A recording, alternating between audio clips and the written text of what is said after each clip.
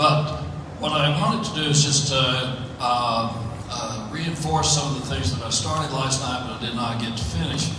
And I also wanted to identify that the school board, I guess, was speaking at the TASB meeting last week, and they were speaking on standard operating procedures, changes that help harness community input.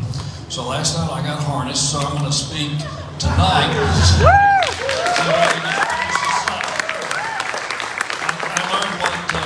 I learned how to really appreciate freedom of speech last night, because I realized that each and every one of us as citizens have 3 minutes that we can speak at any school board meeting that we want to. 3 minutes. That's it. You're done. We're over. So I talked about the requesting that the school board sign up to request that our appraisal district have a forensic audit. And a forensic audit to me means process and procedures. And it does that in the accounting procedures as well too. It's not only fiscal responsibility, but it is also process and procedures. And what I say tonight is all about process and procedures, not about people.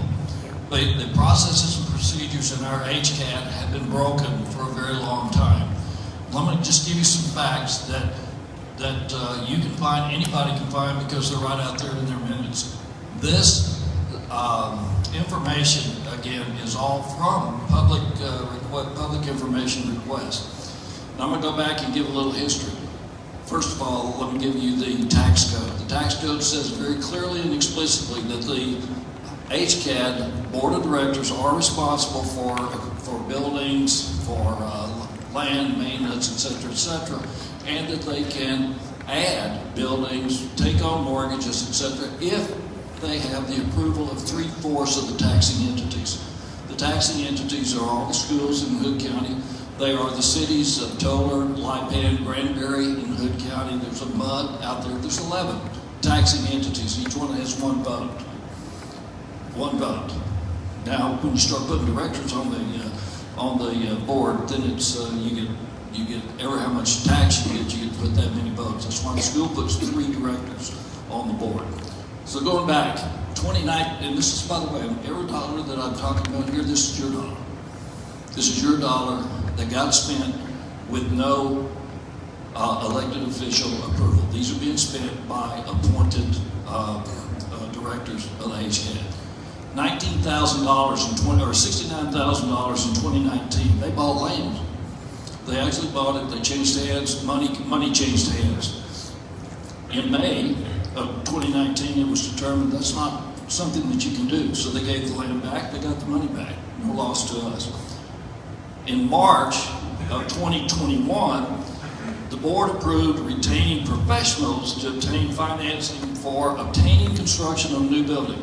They've never asked. And I'm not going to say that again, because any one of these numbers that I'm talking about, they never asked. And we might have said yes, but they never asked. So they found this company. This company assisted them, and they put out a resolution that says we're going to buy one of these, or we're going to get some land in a building for $3,500,000. It never happened. Somebody came along, something changed. Actually, what changed is they decided that they really needed a bigger building. So, August of 2023, we determined that they had been withholding money for this building, and they had about $2 million. So they returned $1,908,000 of that. They'd already spent $132,000 on architectural fees. I said, no. The Texas Rangers came in and said, no, give the money back. And I thought they said stop. If they did, nobody heard, because in January of this year, they're still writing checks to this architectural firm. The architectural firm's now up to $387,000 that have been spent of your money, my money, on a building that's not going to happen, that was never asked for and never approved. They also passed a resolution that said we will borrow the money needed to buy the land and build the building. $565,000 for the land, which the school last night agreed to sell for $750,000. By the way, did I mention this was school land? It is. They were going to do a land swap with the building that the HCAT is currently in, which is $590,000 is what it's worth today, but they needed to replace that, so they put forward a resolution that they would borrow. They're borrowing. They're committing us to $6,200,000 with interest of $5 million and something paid out over 20 years. That's $14 million. So when you think that the people that get appointed to jobs, the people that get elected to jobs don't affect you on a day-to-day basis, think again. Because they do, and I really appreciate you letting me get unharnessed.